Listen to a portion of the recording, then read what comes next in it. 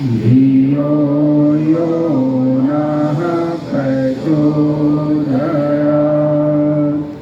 ॐ अज्ञानतिमिरान्धस्य ज्ञानाञ्जनशलाकया चक्षुर्नमीलितं येन तस्मै श्रीगुरवे नमः।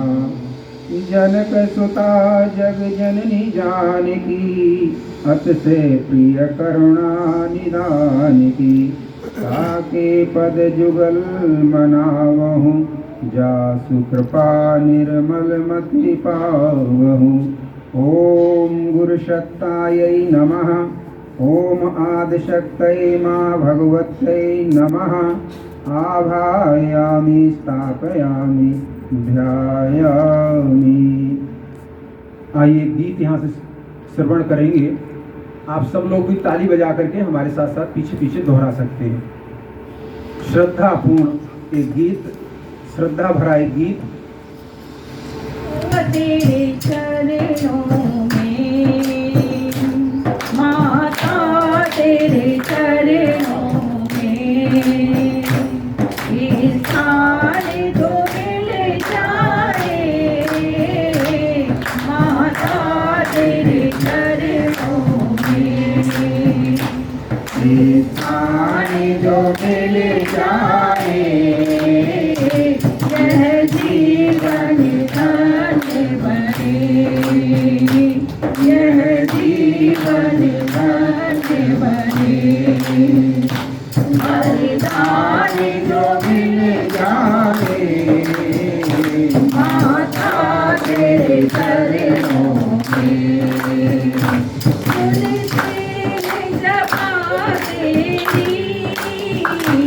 दिन रात बरसती है। सुनते हैं जपा तेरी, दिन रात बरसती है। श्रद्धालु ही पाते हैं, दुनिया तो तरसती है। श्रद्धालु ही पाते हैं, दुनिया तो तरसती है। एक बूंद हमें दो,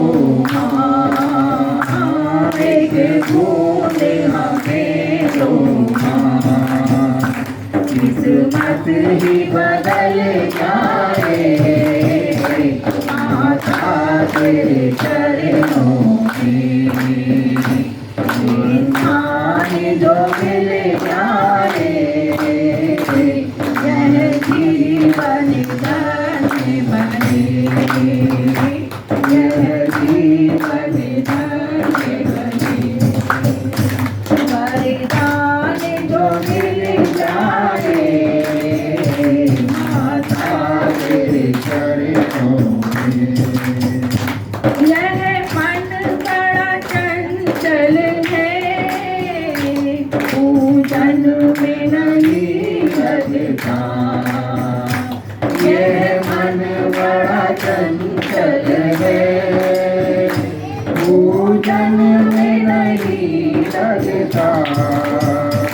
यह इतना भोला है, संसार से ठगता।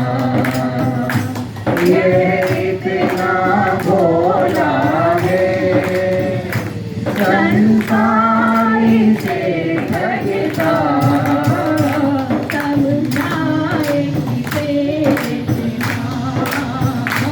समझाए से जितना, उतना ही मचल जाए। माता तेरे चरणों में स्थान जो मिल जाए। माता तेरे चरणों में माँ के चरणों में तू नित ध्यान लगाया कर। माँ के चरणों में तू नित बस ध्यान लगाया कर।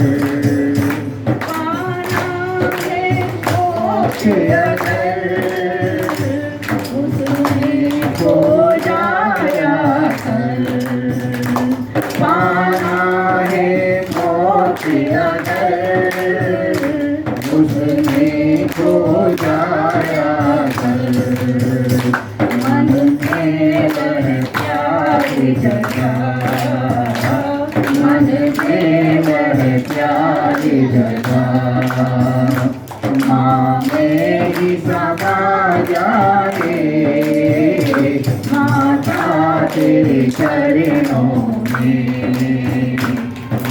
खाने जो मिल जाए माता तेरे चरणों में। देवदारू के फूलों से माता झोली भर दो। देवदारू के फूलों से माता झोली भर दो। सब दोष हटा दो माँ, बस निर्मल मन कर दो। सब दोष हटा दो माँ, बस निर्मल मन कर दो। जीवन भी सुगंधित हो, जीवन भी सुगंधित हो। दुर्गंध निकल जाए माता तेरे चरणों में। इंसान जो मिल जाए जीवन धन्य बने माँ, जीवन धन्य बने। वरदान जो मिल जाए माता तेरे चरणों में, माता तेरे चरणों में। ब्रह्मानन्दं परमसुखदं केवलं ज्ञानमूर्तिं गन्धातीतं गगनसदृशं तत्त्वमस्यादिलक्ष्यम् एकं नित्यं विमलमचलं सर्वधी साक्ष्यभूतं भावातीतं त्रिगुणरहितं गोयल साहब सद्गुरुं तं नमामि। एक साइड में हो जाना साइड अखण्डानन्दबोधाय शिष्यसन्तापहारिणे सच्चिदानन्दरूपाय तस्मै श्रीगुरवे नमः। लक्ष्मीर्मेधाधरा पुष्टि गौरी तुष्टि प्रभादिति एताभिपाहि तन्वे अष्टाभ्रमां सरस्वती। सरस्वत्यै नमो नित्यं भद्रकाल्यै नमो नमः। वेद वेदान्त वेदांग विद्यास्थानेभ्यैव च मातास्तदीय पदपङ्कज भक्तयुक्ता ये त्वां भजन्ते निखलान् परान् विहाय। ते निर्जरत्वमिहि कलेवरेण भुवहन् वायुगगनाम्बुनिर्मितेन। व्यासाय विष्णुरूपाय व्यासरूपाय विष्णवे नमो वै ब्रह्मनिधये वासिष्ठाय नमो नमः। नमोऽस्तु ते व्यास विशाल बुद्धे फुल्लारविन्दाय तपत्रनेत्र। एना त्वया भारत तैलपूर्णा प्रज्वालितो ज्ञानमया प्रदीप। प्रज्वालितो ज्ञानमया प्रदीप। साधनाधिपवित्रीकरणम्। आइए यज्ञ जैसे श्रेष्ठ कार्य के लिए हम सब लोग यहाँ पर उपस्थित हुए हैं। वेद का मंत्र कहता है यज्ञो वै सर्व काम दुक्ष, सभी कामनाओं की पूर्ति करने वाला यज्ञ को बताया गया है। यज्ञो वै सर्वश्रेष्ठ कर्म। दूसरा मंत्र कहता है यज्ञ दुनिया का सबसे श्रेष्ठ कर्म है। सबसे श्रेष्ठ पूजा पद्धति है। लेकिन आप चिंतन करें कि यज्ञ क्या हमारी थोड़ी सी व्यवस्था बना देने से और आहुतियां मंत्र के साथ में आहुतियां देने से यज्ञ हो जाता है क्या? नहीं, अगर ऐसी धारणा है तो गलत धारणा है। यज्ञ अपने आप में देखा जाए तो 3 चीजों में बटा हुआ है। सबसे पहला कार्य क्या? उसका संगतिकरण है। हम सब लोग मिलकर के जिस काम को कर सकते हैं, ध्यान रख लीजिए, सब लोग मिलकर के चोरी नहीं कर सकते, बुरा काम नहीं कर सकते, व्यभिचार नहीं कर सकते, अत्याचार नहीं कर सकते, अनाचार नहीं कर सकते, लेकिन दैव कार्य तो सब लोग मिलकर कर सकते हैं। तो संगतिकरण इसमें आवश्यक है। संगतिकरण सब लोग मिलकर के करें, श्रेष्ठ कार्य सबके अंदर प्रेरणा उठे, तो संगतिकरण सब लोग मिलकर के। और क्या करें? सबकी किसी ना किसी रूप में आहुतियां जरूर हों। तो दूसरा चरण क्या है? दूसरा चरण है देव पूजन का। हम देव पूजन को ऐसा मानते हैं कि पंडित उद्देश्य ही हमारे सामने नहीं है, तो वो कृत्य किस काम का? तो कोई कृत्य नहीं है, इसलिए प्रभाव नहीं है। तो यज्ञ का एक दर्शन है अपने आप में, देव पूजन का एक दर्शन है अपने आप में। देव पूजन का क्या दर्शन है? देव पूजन का दर्शन ये है कि इस विश्व ब्रह्मांड में संव्याप्त देव शक्तियां, जो 33 करोड़ हम जिनको मानते हैं, या हम 33 ग्रुपों में जिनको बांटते हैं, उनके स्वभाव के अनुसार, उनके नेचर के अनुसार 33 ग्रुपों में बांटा गया है। इन 33 ग्रुप के देवी देवताओं का आह्वान यज्ञ में करते हैं हम। किस रूप में करते हैं? कि उनके इस वातावरण में संव्याप्त वो सभी देव शक्तियों के गुण हमारे जीवन में उतरते चले जाएं। हमारे कार्य में, हमारे व्यवहार में, हमारी भाषा में, हमारे चिंतन में, हमारे चरित्र में, हमारे व्यवहार में वो चीजें उतरती चली जाएं।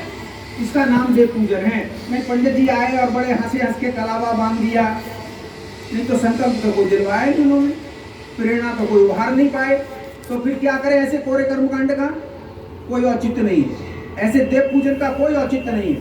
और तीसरी बात क्या है? देव पूजन के साथ साथ इस भाव से देव पूजन किया जाए, देव शक्तियों को हम आदर्शों के रूप में, सिद्धांतों के रूप में, अनुशासन के रूप में, डिसिप्लिन के रूप में भगवान को यहाँ स्थापित कर रहे हैं, बुला रहे हैं। जब फुल कॉन्फिडेंस हो जाएगा हमारा कि हम बुला रहे हैं, तो वो आएंगी भी, तो आएंगी तो कुछ तो दे करके जाएंगी। क्या दे करके जाएंगी? संगतिकरण से कुछ तो मिलेगा ना। क्या मिलेगा? देव पूजन के बाद में क्या भाव उभरेगा? दक्षिणा का भाव उभरेगा, दान का भाव उभरेगा।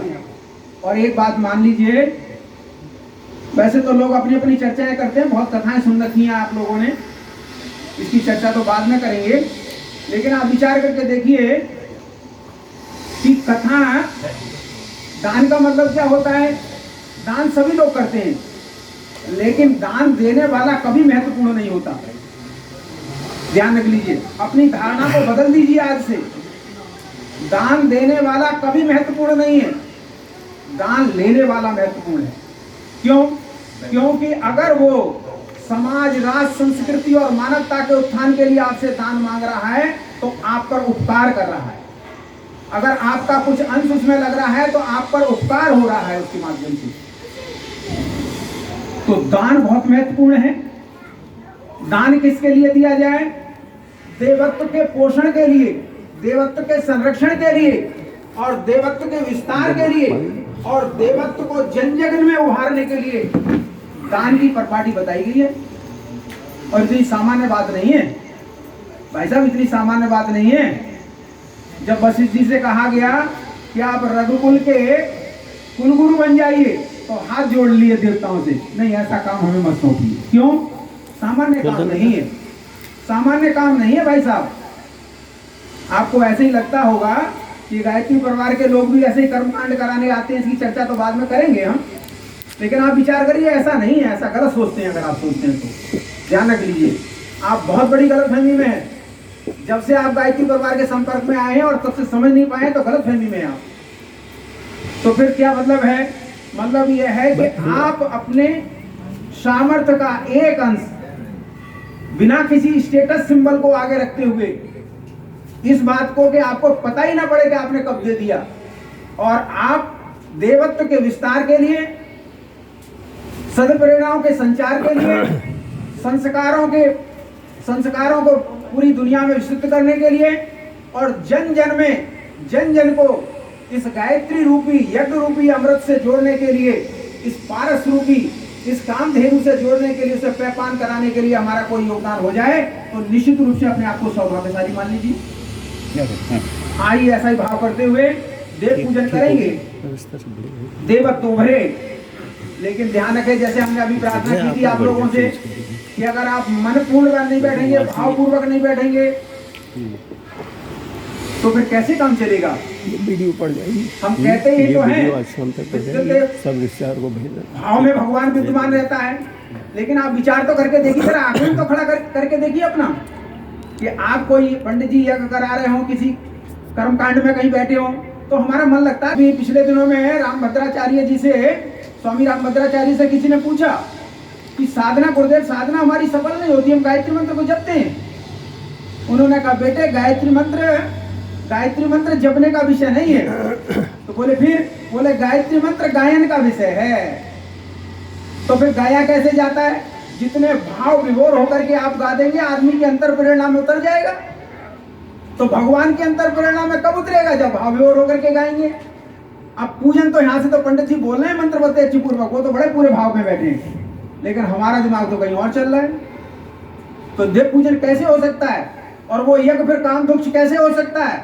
और वो यज्ञ सर्वश्रेष्ठ कर्म कैसे हो सकता है? वो हमारी किसी कामना की पूर्ति नहीं कर सकता।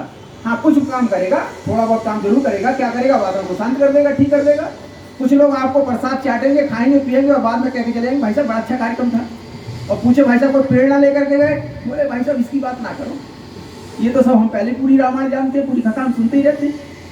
तो फिर ऐसे ही चलेगा नहीं। यज्ञ अपने आप में एक प्रेरणा है, यज्ञ अपने आप में एक अनुशासन है, यज्ञ अपने आप में एक भाव है, यज्ञ अपने आप में भगवान को समर्पण का भाव है। तो आइए इस समर्पण के भाव से हम यज्ञ में प्रयुक्त होने वाली सभी वस्तुओं का अभिषेचन कर रहे हैं। अगर हो सके तो एक एक हवन कुंड से एक एक भाई, नहीं तो हमारे एक भाई कोई भी खड़े हो जाए, देशबंधु जी खड़े हो जाएंगे, यही कर देंगे सबका सामूहिक। सभी वस्तुओं का अभिषेचन कर रहे हैं। आप लोग सब लोग हाथ जोड़ लीजिए। सारी वस्तुएं हमारे देवत्व के कार्य में उपयोगी शुचिता और समता का समावेश करें। ओम पुनंतु महादेव जनः पुनंतु मनसा धिया पुनंतु विश्वाभूतानि जात वेदः पुनिः महा। सब पे जाइए, सब पे छोड़िए। ओम भूर्भुवः स्वः तत्सवितुर्वरेण्यं भर्गो देवस्य धीमहि धियो यो नः प्रचोदयात्।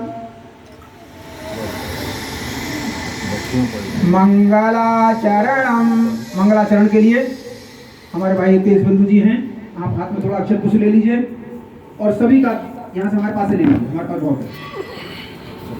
अक्षर पुष्प छोड़ करके हम सब लोग हाथ जोड़ लीजिए। आप सबका देव शक्तियों की ओर से प्रतिनिधि के रूप में भाई साहब आपका स्वागत कर रहे हैं। आप सब लोग भाव करिए, देवत्व की वर्षा हम सब पर हो रही है।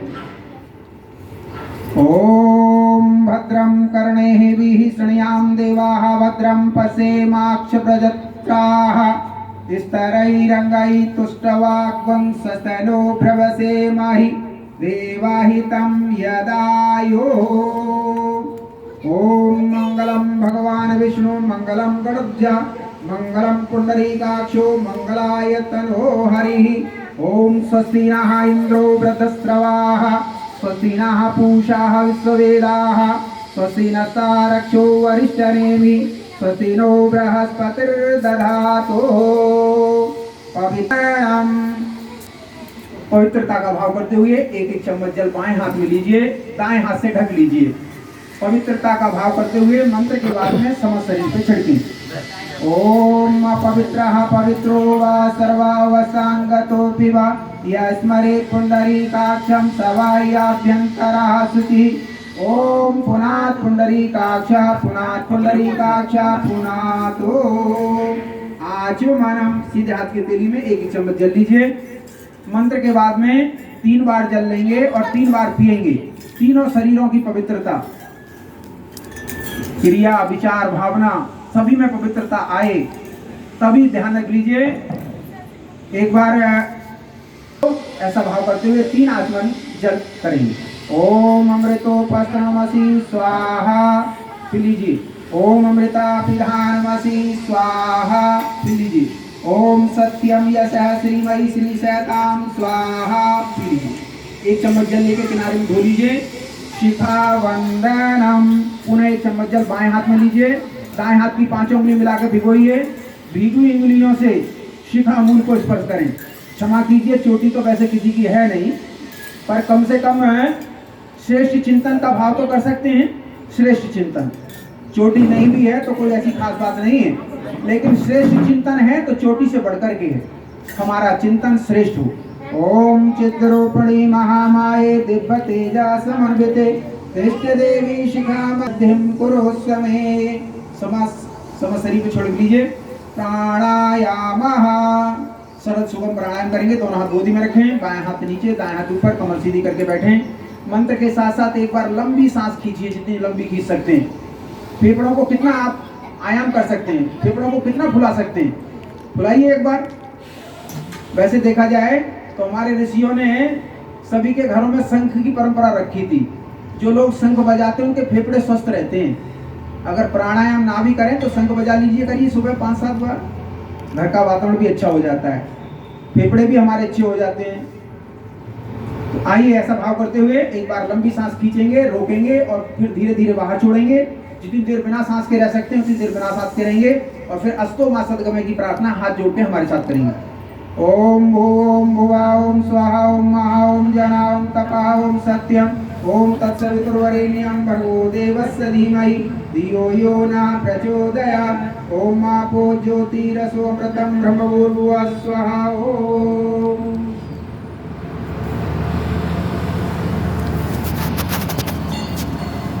भिगोइए। भीगी उंगलियों से निर्दिष्ट अंगों को बाएं से दाएं क्रम में, ध्यान रखिए। किसी भी अंगों को छूना है तो लेफ्ट राइट ध्यान रख लीजिए। 5 ज्ञानेंद्रियां, 5 कर्मेंद्रियां, 11वां मन सभी ईश्वरीय अनुशासन से अनुशासित हो। कई बार हम ऐसा करते हैं कि कोई व्रत वगैरह रखते हैं तो इंद्रियों को साधने का प्रयास करते हैं तो मन नहीं सधता, मन साधने का प्रयास करते हैं तो भाव नहीं सधता। अलग अलग चीजें हैं।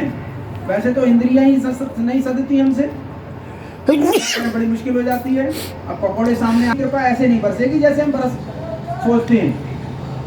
व्रत का सबसे अच्छा अगर कोई अनुशासन है तो आप 24 घंटे पानी पर रहिए। हफ्ते में एक दिन 24 घंटे पानी पर,